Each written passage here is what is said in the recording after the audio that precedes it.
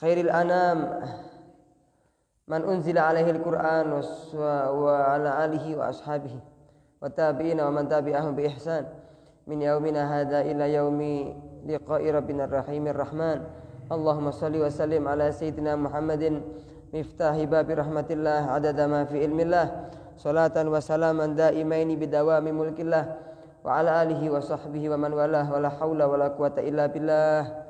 Amma ba'du, yang alhamdulillah yang kita cintai, yang saya sayangi, jamaah Majelis Maulid wa Ta'lim Al-Kautsar, lebih khususnya para pemuda yang selalu semangat menghidupkan rumah Allah yang bernama Al-Kautsar.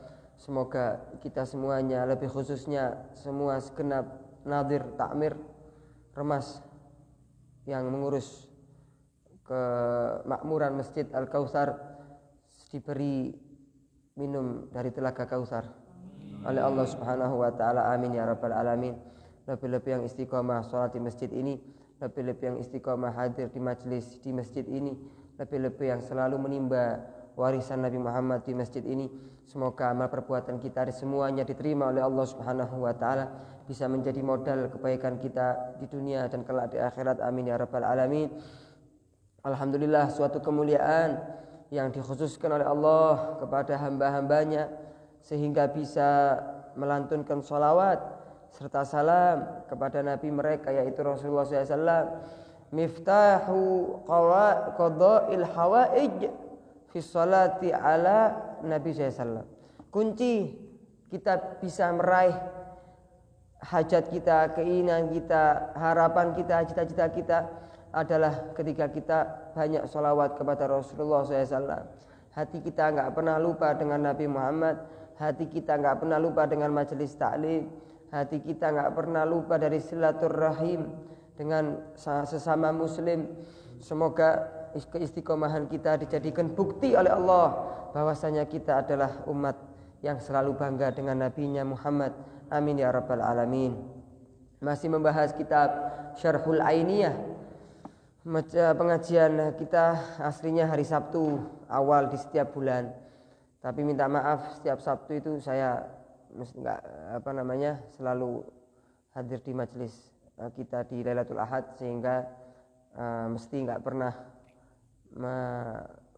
nyaman ketika di aktivitas setelah maghrib karena kesusu tergesa-gesa habis isyaknya untuk pulang ke acara. Jadi mulai hari ini atau malam ini insya Allah rutinan jadinya hari Senin habis isya di minggu yang kedua. Ya, semoga istiqomah, sehat walafiat. Amin ya rabbal alamin. Masih membahas kitab Syarhul Ainiyah, qasidah dari karangan Al-Imam Abdullah bin Alwi Al-Haddad. Abdullah Haddad itu mempunyai diwan. Diwan adalah kumpulan qasidah, kumpulan syair-syair yang dikarang oleh beliau. Nah, salah satu qasidah yang ada di kitab tersebut adalah Al-Ainiyah, qasidah Al-Ainiyah. Kenapa kok dinamakan Al-Ainiyah? Iya, karena setiap huruf akhir di bait syair ini adalah huruf ain. Ya, jadi setiap syair ini akhirnya itu ain, ain, ain, ain. Jadi dikasih nama Al-Ainiyah. Bukan Al-Ainiyah itu fardu ain, bukan. Ada fardu ainiyah, ada fardu kifayah. Ini bukan ainiyah yang di fardu, bukan. Ainiyah di sini maksudnya adalah karena setiap huruf yang di qasidah panjang ini adalah huruf ain, sehingga qasidahnya dikasih nama Al-Ainiyah. Ini Al-Habib yang ngarang adalah Al-Habib Ahmad bin Zain Al-Habsyi. Ahmad bin Zain Al-Habsyi ini murid tercintanya Abdullah Haddad. Karangannya banyak sekali. Sering Al-Habib Abdullah Haddad ini memerintahkan murid beliau yang namanya Ahmad bin Zain Al-Habsyi untuk mensyarahkan qasidah gurunya, yaitu Abdullah Haddad. Wahai Ahmad, ini qasidahku, terangkan, syarahkan, ngarang kitab, terangkan ini qasidah saya. Salah satu yang dijabarkan oleh Al-Habib Ahmad bin Zain Al-Habsyi yaitu adalah kitab Al-Ainiyah. Aslinya bukan ini saja qasidahnya, tapi setelah Ainiyah itu panjang sekali, kira-kira ada 30 bait syair setelah pembahasan ketika Habib Abdul Haddad menerangkan manaqib dari para aulia wassalihin. Ya, saya hitungkan dulu waktu saya pondok, saya hitung jumlah dari Qasidah Al-Ainiyah ini ada 140 syair. 140 syair. Nah, yang kita baca di kitab Al-Ainiyah ini dari 140 syair ada 41 sampai mana? 41 sampai 105. Berapa tadi? 41 sampai 105. Jadi 50 65 ya. Rek, mikir pisan rek. Mulai syair nomor 41 sampai 100 berapa? 100 berapa tadi? 105. Jadi berapa? 64 atau 65 ya? 64 atau 65 ya. Ini kitab ini hanya 65 bait qasidah. Jadi 140 dikurangi 65 ada berapa? 140 dikurangi 65 ada berapa? 75. Nah 75 itu enggak disebutkan, enggak disyarahkan sama Habib Abdul Haddad. Yang disyarahkan oleh Al-Habib Abdullah bin Al-Haddad oleh Ahmad bin Zaid Al-Habsyi hanya 65 bait qasidah yang Al-Habib Abdul Haddad menyebutkan para aulia wassalihin dari kalangan Bani Alawi maupun dari kalangan tabi'in ataupun tabi'it tabi'in, ulama salaf, ulama khalaf. Nah, semoga dengan pembacaan kita manaqib para aulia wassalihin kita diberi kecintaan oleh Allah dari mereka untuk kita, cinta kita dari kita untuk mereka, sehingga semoga kita dikumpulkan sama Allah di surganya kelak bersama mereka. Amin ya rabbal alamin. Al-Habib Abdul Haddad menyebutkan dalam salah satu qasidahnya di kitab diwannya beliau ketika menerangkan sifat para aulia wassalihin, beliau berkata, hudatul wara tuba li abdin qad ra'ahumu au jalasahum minhu law marratan fil umri. Mereka para aulia wassalihin adalah penunjuk pembimbing umat manusia. Sungguh beruntung seorang hamba yang diberi kemuliaan oleh Allah sehingga bisa memandang mereka, sehingga bisa bertemu mereka, memandang mereka, atau jalasahum, bisa duduk sama mereka, mendengarkan nasihat mereka, menjadi murid mereka, menjadi pecinta mereka. Ketemu saja lo sudah berbahagia, sudah bakal selamat, sudah mulia, apalagi menjadi murid, mendengarkan ujangan mereka, mau'idhah hasanah mereka, mendengarkan manaqib mereka. Walaupun kata Abdul Haddad, walaupun sekali seumur hidup, sekali saja kita ketemu orang soleh tadi memandang kepada kita, cukup. Insya Allah kita mendapatkan barokah dari Allah Subhanahu wa Ta'ala. Apalagi kita duduk mendengarkan mau'idhah mereka, sowan kepada mereka, silaturahmi, ziarah kepada mereka, pasti barokah bakal lebih banyak yang kita dapatkan. Semoga bisa menjadi bukti kebaikan di hadapan Allah Subhanahu wa Ta'ala. Amin ya rabbal alamin. Masuk dalam qasidah yang setelahnya, setelah Al-Imam Abdullah Haddad menyebutkan kisah yang terakhir kita bahas adalah siapa? Imam Ibrahim bin Adham. Ibrahim bin Adham. Sekarang kita belajar memahami, mendengarkan, membayangkan kisah dari salah satu ulama wali, orang soleh, ahli zuhud, yang namanya dikatakan sama Abdul Haddad wa wuhib wardiyil latifil mutabarri'i, dan Imam Wuhib Al-Wardi yang orangnya lembut, yang orangnya ahli wara'. Ya, beliau adalah imam mulia sekali, dokter hati-hati yang ternodai, dokter hati-hati yang tidak suci dengan penyakit hati. Seperti halnya Al-Habib Abdullah bin Alwi Al-Haddad, beliau dijuluki Al-Haddad. Al-Haddad kalau sampean lihat di Google, artinya apa? Tukang besi. Al-haddad itu artinya adalah tukang besi. Besi bahasa Arabnya adalah hadid. Besi bahasa Arabnya hadid. Tukang besi bahasa Arabnya al-haddad. Jadi inti jangan sampai ketemu sama Habib bangsanya al-haddad inti panggil tukang besi, disikut inti. Dimarahin inti, kurang ajar inti. Maksudnya tukang besi ini apa? Habib al-haddad adalah dokter pembina hati yang keras, mengalai kerasnya besi. Bisa dipahami? Ada besi lunak apa padat apa kuat? Kuat besi itu, keras. Dilunakkan sama Abdul Haddad sehingga hati tersebut bisa lunak, bisa lembut. Dengan apa? Dengan kita membaca kitab beliau, dengan kita memperingati haul beliau, dengan kita membaca, mendengarkan karangan, wejangan, kalam hikmah beliau. Itu hati yang kotor, hati yang keras bisa menjadi lunak sehingga dijuluki Al-Haddad. Seperti apa namanya? At-Tabbah. Apa Tabbah artinya? Mas Yusuf itu Tabbah. Apa Tabbah itu? Tukang masak. Ya, tadi habis masak kan? Buat status. Nah, Tabbah. Bahasa Arabnya masakan itu Tabbah. Masak itu Tabbah. Tukang masak. Sif itu apa? Ya, sif itu apa? Tabbah. Jadi haddad, tabbah. Saya kasih contoh lagi, cek pinter bahasa Arab. Ini siapa tahu nanti orang-orang ini punya pondok, ya kan? Amin ya rabbal alamin. Ada lagi miknasah. Miknasah itu sapu. Kanasah itu menyapu masjid, menyapu. Tukang sapu apa? Apa? Siapa yang bisa? Kanas. Ya kan?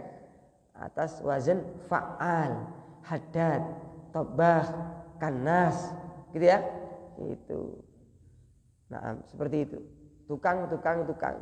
Nah, ini ya adat ini kalamnya Masya Allah. Tapi bulu-bulu Syekh Wahab Al-Wardi ini adalah dokternya hati yang kotor. Semoga dengan kita membaca manaqib beliau hati kita menjadi lunak. Amin ya rabbal alamin. Beliau mempunyai julukan Abu Aminah. Punya putri namanya Aminah. Abu Aminah, abahnya Aminah. Namanya dulu itu Abdul Wahab. Karena beliau itu tawadhu. Ya, tawadhu, maka enggak mau dipanggil Abdul Wahab tapi dipanggil Wuhaib. Imam Wuhaib Al-Wardi. Aslinya adalah Imam Abdul Wahab Al-Makki. Jadi ketika kita mendengarkan beliau mempunyai julukan Al-Makki sehingga sudah sering kita bahas belajar. Jadi maknanya apa maknanya? Beliau apa? Ayo, Al-Makki apa maksudnya Al-Makki? Tinggal di kota Mekah. Kok sudah lupa? Ya. Ada orang namanya Pak Tukijo, tinggal di kota Semut, desa Semut di Purwosari ada namanya desa Semut. Seminggu subuh kemarin saya undangan di sana. Desa namanya Semut di Kecamatan Purwosari. Pak Tukijo apa julukannya? As Semuti. Gitu. Sampean bisa ngarang-ngarang gini. Nah, bisa. Ustadz Yusuf Acan Direnggi. Ya, sampai karang sendiri, tulis apa-apa. Pokoknya juga aku tadi HP baik. Ya. Itu bukan makna dari marga, itu adalah julukan. Itu lakop. Siapapun bisa mempunyai lakop, siapapun. Ada kunyah, ada isim, ada lakop. Ada nama panggilan yang dinisbatkan ke anak itu Abu Aminah. Jadi dipanggil pakai nama anaknya. Abu Abdillah, bapaknya Abdullah. Abu Yusuf, bapaknya Yusuf. Ya, dia ada orang punya nama. Nah, dipanggil pakai nama anaknya. Itu namanya kunyah, bukan nama itu. Namanya siapa? Abdul Wahab. Dipanggil Wuhaib. Julukannya apa? Al-Makki. Bisa dipahami? Wis, saja lali wis, gitu. Semoga Allah meridai beliau. Dan semoga kita dikumpulkan oleh Allah bersama beliau. Amin ya rabbal alamin. Nah, dikatakan di sini Abdul Wahab adalah salah seorang tabi'in. Muridnya tabi'in. suatu kemuliaan Abdul Wahhab ini, Imam Abdul Wahhab ini pernah ngambil hadis, ngambil ilmu dari istri Nabi Muhammad yang namanya Sayyidatuna Aisyah radhiyallahu anha. Sayyidatuna Aisyah putri siapa? Nah, Abu Bakar As-Siddiq. Aisyah binti Abi Bakar As-Siddiq, istri perawan satu-satunya Nabi Muhammad SAW. Sayyidina Abdul Wahhab ini pernah ngambil hadis, meriwayatkan hadis yang diambil sumbernya dari Sayyidatuna Aisyah binti Abi Bakar As-Siddiq. Tapi beliau termasuk tabi'in, muridnya tabi'in. Nah, kemudian dikatakan di sini beliau itu adalah pernah menjadi gurunya Syekh Abdullah bin Mubarak yang bulan depan kita bahas manaqib beliau. Abdullah bin Mubarak, wali yang sangat agung, orang soleh, orang alim. Nah, Abdullah bin Mubarak ini pernah mengambil ilmu dari Syekh Abdul Wahhab Ibnul Wardi. Beliau ini adalah dikatakan Imam Sufyan Ats-Tsauri, sudah kita baca manaqibnya. Imam Sufyan Ats-Tsauri apabila memandang Imam Abdul Wahhab ini, beliau berkata kepada murid-muridnya, kepada jamaahnya, "Qumu bina ila thayyib." Ayo kita mendatangi orang yang baik ini. Ajak jamaah-jamaahnya, murid-muridnya untuk mendatangi Imam Abdul Wahhab Al-Wardi, ambil barokahnya biar bertemu dengannya, belajar kepadanya. Imam Sufyan Ats-Tsauri ini orang alim, orang istimewa. Kita kalau ingin mengetahui keistimewaan orang lain, bisa kita ketahui, bisa kita fahami dengan saksian orang soleh selainnya. Ya, ada seorang kiai, ada kiai lain memuji kiai tersebut. Jadi kiai yang dipuji ini mulia, nah gitu. Saya banyak ceritanya, pujian-pujian para aulia kepada aulia yang lain. Kita bisa mengetahui kemuliaan seseorang ketika ada orang soleh, ada seorang wali memuji orang tersebut. Nah, ini Imam Sufyan Ats-Tsauri ini orang soleh, orang alim, memerintahkan jamaahnya, muridnya untuk mendatangi Imam Abdul Wahhab Al-Wardi, menunjukkan Imam Abdul Wahhab Al-Wardi ini orang yang soleh, masya Allah. Kemudian beliau ini bersumpah kepada dirinya sendiri tidak mau tertawa selama dia hidup. Kenapa? Ditanya, antum kenapa kok bersumpah nggak mau tertawa? Iya, sampai saya yakin saya penghuni surga atau tidak. Sekarang saya mau tanya kepada yang hadir, kapan kita mengetahui kita penghuni surga atau penghuni neraka? Kapan? Ketika ruh kita keluar dari jasad kita. Tidak ada ruh yang dicabut oleh Allah kecuali ditampakkan oleh Allah Subhanahu wa taala tempat tinggalnya kelak di akhirat. Itu ada hadisnya. Nah, kalau saya sudah ditanya sama orang itu, kenapa? Iya, kalau saya sudah yakin saya penghuni surga, ruh saya sudah keluar dari jasad saya bakal tersenyum pada waktu itu. Subhanallah. Kalau kita bandingkan di diri kita sekarang, lebih banyak mana nangis takut kepada Allah atau tertawa karena bercanda sama teman, atau tertawa karena ghibah, rasan-rasan teman, atau membohongi orang lain, atau mencemooh teman kita sehingga teman-teman tertawa.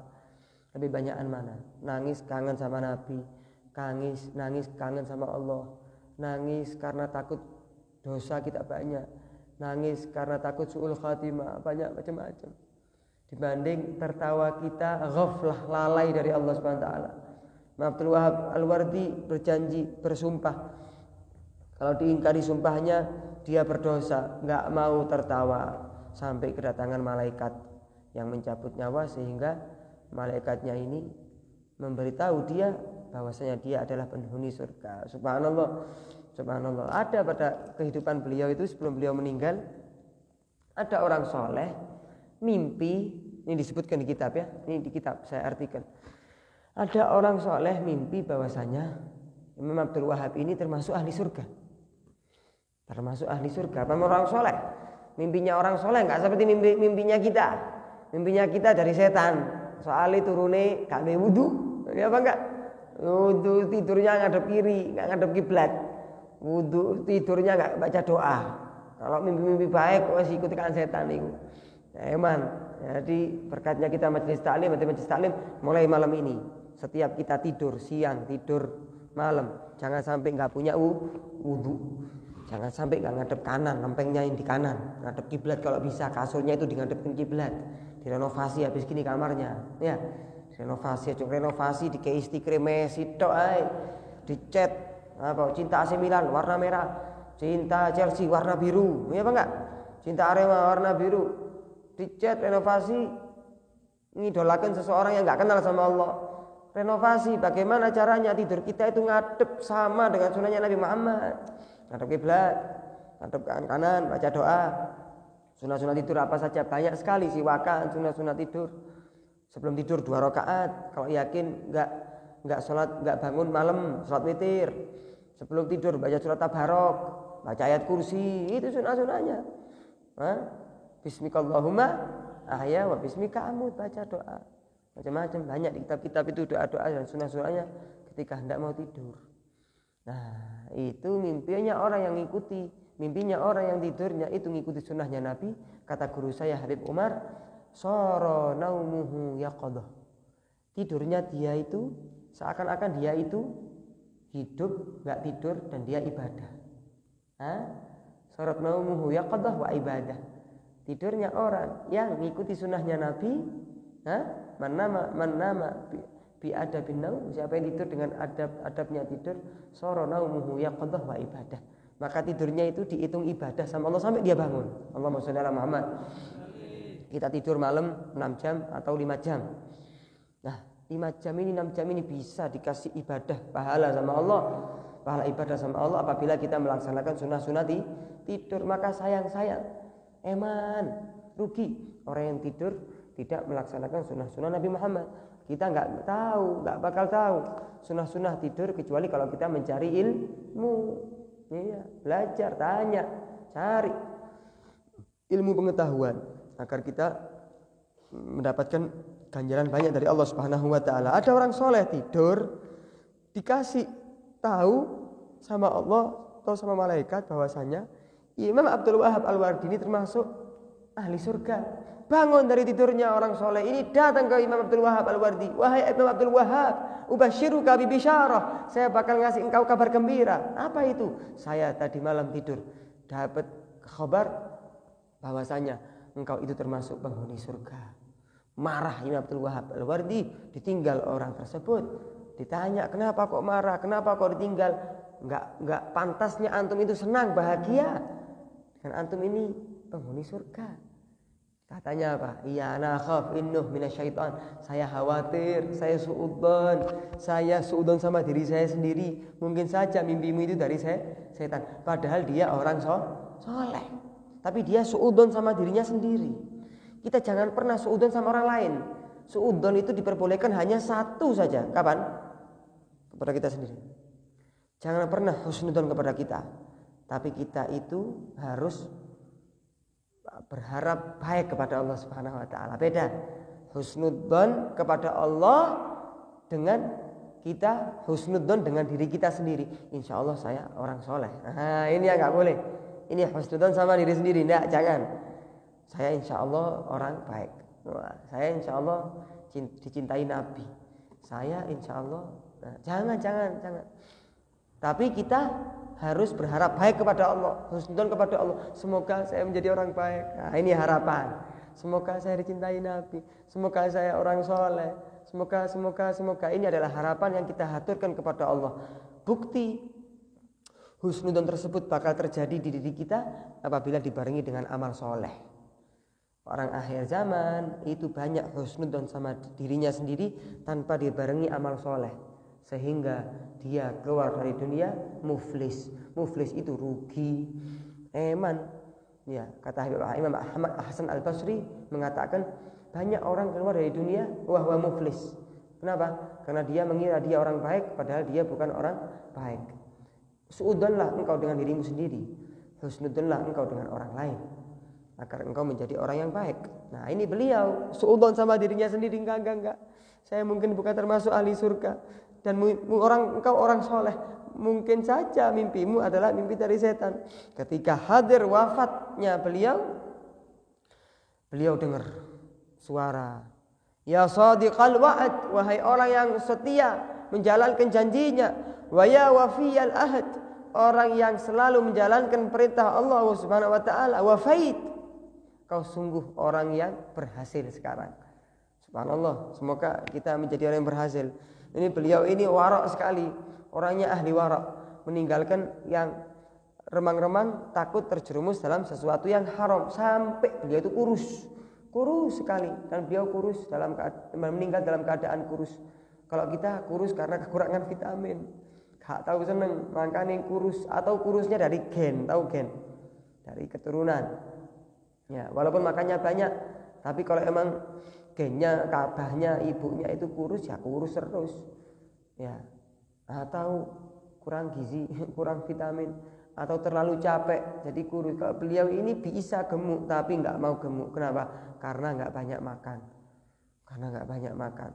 Nggak makan kecuali lapar, berhenti dari makan sebelum kenyang. Itu jimatnya sehat. Nah, apa jimatnya sehat? Nggak makan kecuali lapar, berhenti ketika makan, berhenti sebelum kenyang. Itu sehat. Yang penting jangan makan dan minum yang mengandung penyakit. Nah, kalau makan babi, makan bakso celeng, makan bakso tikus, naudzubillah. Makannya waktu lapar cuma setengah mangkok, tapi ya penyakitan karena haram. Nah, enggak makan kecuali lapar, berhenti sebelum kenyang, tapi uang mencuri, itu sakit itu nanti. Uang riba, uang subhat, uang haram, walaupun caranya benar, tapi makanannya salah. Nah, dikatakan ada orang tanya kepada beliau, wahai Imam, ayajidu ta'mal ibadah man ya'sillaha ta'ala? Apakah orang yang maksiat kepada Allah itu bisa menikmati ibadah kepada Allah? Orang yang maksiat kepada Allah, apakah bisa menikmati lezatnya ibadah kepada Allah? Anda bertanya, apakah ibadah itu ada lezatnya? Loh, nggak perlu tanya, pasti ada. Nggak mungkin. Aulia dulu itu terlena dengan ibadah kepada Allah kecuali mereka itu merasakan kelezatan. Seperti kita merasakan kelezatan ketika kita makan, ketika minum, ketika tidur, merasakan keenakan kita, kenyamanan. Ketika kumpul sama teman, ketika healing, jalan-jalan, kita merasakan kelezatan. Begitu juga ibadah. Ibadah ada kelezatannya. Tapi yang merasakan kelezatan tadi itu bukan jasad kita, tapi apa? Roh kita itu menikmati kelezatan. Bahkan sebagian aulia, sebagian sulaha, orang yang top di sisi Allah SWT, bukan hanya ruhnya yang menikmati ibadah, bahkan ngefek kepada jasadnya. Salah satunya Al-Imam Muhammad bin Hasan Jamalullail. Itu kalau bulan Ramadan nggak berani baca Al-Quran. Kenapa? Kalau baca Al-Quran keluar madu dari mulutnya. Allahumma sholli ala Muhammad. Di beliau nggak makan, nggak minum madu ya, tapi karena lezat baca Al-Quran yang dirasakan rohnya, sehingga ngefek di jasadnya, sehingga merasakan manis. Jadi kalau siang Ramadan nggak pernah baca Al-Quran, takut puasanya batal. Jadi baca Qurannya kapan? Habis maghrib sampai subuh. Baca Quran, Masya Allah, sehari berkali-kali hatam Al-Quran. Masya Allah, seperti itu ya. Subhanallah, para sahabatnya Nabi Muhammad SAW rela untuk meninggal di medan perang. Kenapa? Karena mereka mendapatkan kelezatan ibadah kepada Allah SWT ketika sholat, ketika kumpul sama Nabi dan lain sebagainya. Nah, ditanya beliau, ya Imam Abdul Wahab, apakah orang yang maksiat kepada Allah bisa menikmati lezatnya ibadah? Beliau mengatakan, tidak bakal. Nah, sekarang pertanyaannya kepada kita, apakah kita menikmati lezatnya hadir majelis taklim? Apakah kita bisa menikmati lezatnya membaca Al-Quran? Apakah kita bisa menikmati ibadah i'tikaf di masjid? Ya. Apakah kita bisa menikmati lezatnya sholat ketika menghadap Allah SWT? Apakah kita bisa menikmati lezatnya kumpul sama orang saleh? Itu PR buat kita. Kita jawab. Semakin kita merasakan kelezatan tersebut, Maksiatnya sampean pasti sedikit. Tapi kalau maksiatnya banyak, sholat aras-arasan. Hadis majelis taklim, aras-arasan males. Berbakti kepada orang tua berat. Zikir kepada Allah sulit. Jadi itu maksiatnya masih perlu dikikis lagi, diminimalisir lagi. Semakin sedikit maksiat, semakin banyak merasakan kelezatan ibadah. Semakin banyak maksiat, semakin minim seseorang menikmati lezatnya ibadah. Kata beliau, tidak bakal seseorang itu menikmati lezatnya ibadah ketika dia maksiat kepada Allah Subhanahu wa taala. Wala man hamma bil ma'siyah. Bukan hanya orang yang maksiat yang tidak mendapatkan kelezatan ibadah, orang yang ingin maksiat belum melakukan loh, enggak mendapatkan kelezatan ibadah. Gimana kalau kita? Subhanallah, kita enggak maksiat, contoh kita enggak maksiat, tapi ingin maksiat, tapi enggak maksiat. Kata beliau, menurut beliau, orang tersebut enggak bakal menikmati kelezatan ibadah. Bahaya apa enggak? Bahaya tak? Bahaya. Subhanallah. Nah, semoga kita mendapatkan kelezatan ibadah kepada Allah Subhanahu wa taala di setiap gerak-gerik kita. Amin ya rabbal alamin. Nah, kalau orang sudah merasakan kelezatan ibadah, jangan samakan seperti kita menikmati lezatnya makan sate kemarin ketika Idul Adha. Ya apa enggak? Sate, Masya Allah, Masjid Al-Kautsar pagi-pagi daging sapi kepada para tetangga, para jamaah, para fakir miskin. Masya Allah, manfaat. Dibuat sate, dibuat rawon, dibuat soto, dibuat gulai sama macamnya wis. Masya Allah. Dibuat sate, nikmat makan nikmat, kepingin lagi 2 tusuk, 3 tusuk, 4 tusuk dan lain sebagainya. Jangan samakan kelezatan ibadah yang kembalinya ke ruhani kita dengan lezatnya ibadah, lezatnya makanan yang kembali di mulut kita saja. Saya mau tanya, kalau makanan yang paling enak sedunia kalau sudah masuk ke perut kita, apakah kita bisa menikmatinya? Ada apa enggak? Enggak ada. Rasa manisnya hilang, rasa asinnya hilang, mericanya hilang ke perut. Enaknya hanya di mulut saja, sudah selesai. Bisa jadi penyakit, malah jadinya najis. Iya apa enggak? Najis dan lain sebagainya. Aslinya mahal, aslinya lezat. Jangan samakan kelezatan dunia dengan kelezatan akhirat. Nah, kalau orang sudah merasakan kelezatannya ibadah, enggak mau pisah dengan ibadah. Merasakan kelezatan Quran, enggak mau pisah dengan Al-Quran. Seperti manaqibnya para aulia sholihin yang sering kita dengarkan. Mereka itu mendapatkan kelezatan ibadah, sehingga enggak kaget kalau mereka mulai malam sampai subuh enggak tidur. Makannya sedikit, sholatnya banyak, zikirnya banyak, sosialnya bagus, karena sudah merasakan kelezatan. Nah, pernah dikatakan Imam Muhaib ini pernah masuk ke rumahnya Imam Muhammad bin Munkadir dan beliau lagi sakit. Imam Muhammad al-Munkadir ini lagi sakit, dikunjungi oleh Imam Muhaib. Wahai Muhammad bin Munkadir, engkau sakit. Kemudian diusap itu kepala dari Imam Muhammad al-Munkadir sama Imam Muhaib, diusap gini. Beliau berkata, Bismillahirrahmanirrahim. Seketika itu juga langsung sembuh. Allahumma sholli ala Muhammad. Ada apa enggak orang yang seperti ini sekarang?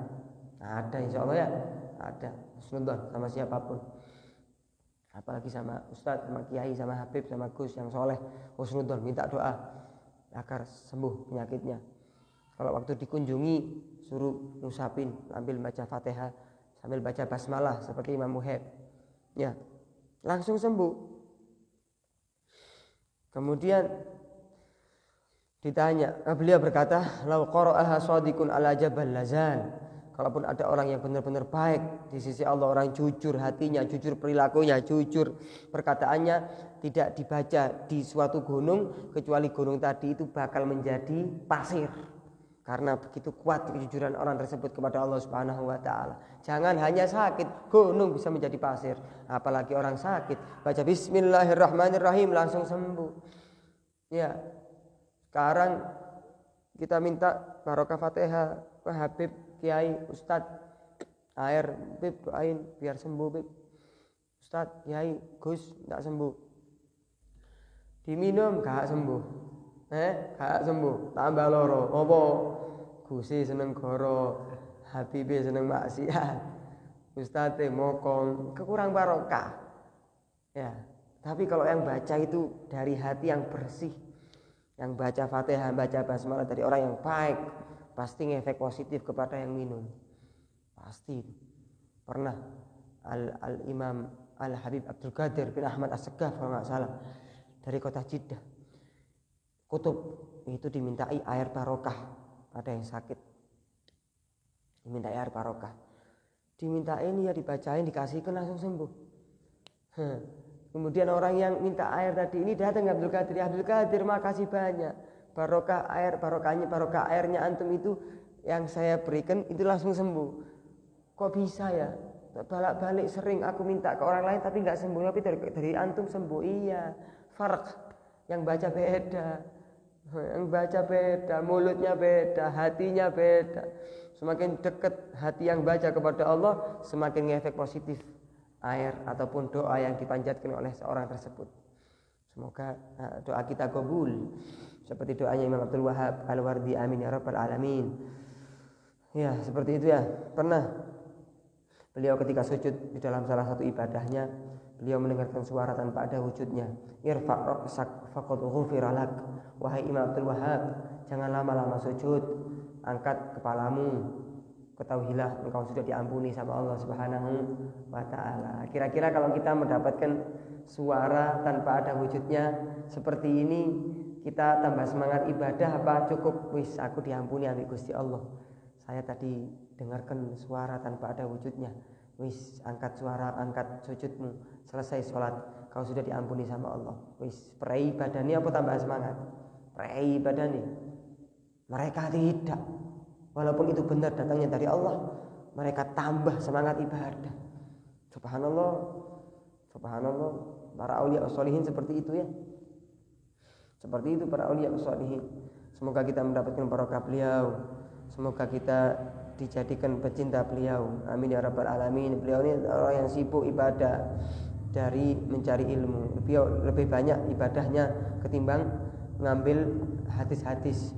Ya. Beliau meninggal pada tahun 153 Hijriyah. 153 Hijriyah. Subhanallah. Naam. Semoga kita mendapatkan barokah beliau. Inilah manaqib dari Imam Abdul Wahab Al-Wardi, orang yang alim, orang yang zuhud, orang ahli ibadah. Semoga Allah mencucuri kepada beliau pada detik ini rahmatnya, lebih mengangkat derajatnya di sisi Allah Subhanahu wa taala. Amin ya rabbal alamin. Semoga dengan kita membaca manaqib beliau, kita dijadikan orang yang cinta kepada beliau. Amin ya rabbal alamin. Rabbi fa'na bi barakatihim wa hdinal husna bi hurmatihim wa amitna fi tariqatihim wa mu'afatin minal fitani. Wassalamualaikum warahmatullahi taala wabarakatuh. Bismillahirrahmanirrahim. Alhamdulillahi rabbil alamin. Allahumma shalli wa sallim ala sayyidina Muhammadin wa ala alihi wa sahbihi ajma'in. Walaqad asyartu li na'ti man awsafuhu tuhyil quluba tuhayyijul asjana. Wallahu qad athna alaihi fama yusawil qawlu minna aw yakunu thanana. Lakinna hubban fi sarairi qad da'a limadihi safwati rabbina wa hadana. Wa idin tazajna bil mawaddati hahuna narfa'u aidi fagrina wa rajana lil wahidil ahadil ali ilahina mutawassilina biman ilaihi da'ana mukhtarihi wa habibihi wa safihi zainil wujudi bihil ilahu habana. Ya Rabbana ya Rabbana ya Rabbana bil mustafa aqbalna ajib da'wana antalana ya dukhrana في هذه الدنيا وفي أخرانا. أصلح لنا الأحوال واغفر ذنبنا ولا تؤاخذ ربي إن أخطأنا واسلك بنا في نهج طه المصطفى ثبت على قدم الحبيب خطانا. أرنا بفضل منك طلعة أحمد في بهجة عين الرضا ترعانا واربط به في كل حال حبلنا وحبال من ودى ومن والانا والمحسنين ومن أجاب نداءنا وذوي الحقوق وطالبنا أوصانا والحاضرين وسائيا في جمعنا ها نحن بين يديك أنت ترانا ولقد رجوناك فحقق سؤلنا واسمع بفضلك يا سميع دعانا وانصر بنا سنة طه في بكاء الأرض واجمع كل من عادانا وانظر إلينا واسقنا كأس الهنا واشفي وعافي عاجلا مرضانا واقض لنا الحاجات واحسن ختمنا عند الممات وأصلحا عقبانا يا ربي واجمعنا وأحبابا لنا في دارك الفردوس يا رجوانا يا ربي واجمعنا وأحبابا لنا في دارك الفردوس يا رجوانا يا ربي واجمعنا وأحبابا لنا في دارك الفردوس يا رجوانا بالمصطفى صل عليه وآله ما حركت ريح صبا أغصانا سبحان ربك رب العزة أما يصفون وسلام على المرسلين والحمد لله رب العالمين والصلاة والسلام عليك يا سيد المرسلين والصلاة والسلام عليك يا خاتم النبيين والصلاة والسلام عليك يا من أرسلك الله رحمة للعالمين ورضي الله تعالى عن أصحاب رسول الله أجمعين آمين بسر الفاتحة أعوذ بالله من بسم الله الرحمن الرحيم يا رب العالمين الرحمن الرحيم مالك يوم الدين إياك نعبد وإياك نستعين اهدنا الصراط المستقيم صراط الذين أنعمت عليهم غير المغضوب عليهم ولا الضالين آمين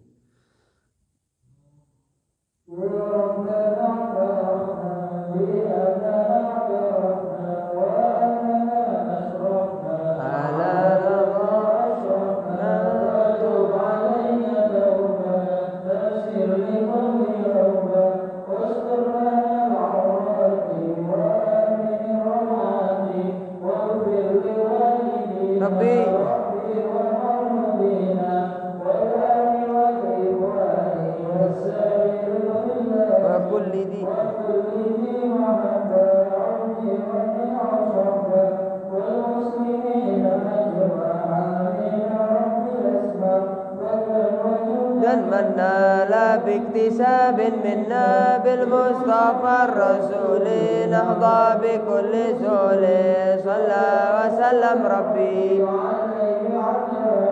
وآله وصحبه عدد طش السحب والحمد لله في البدء والتناهي.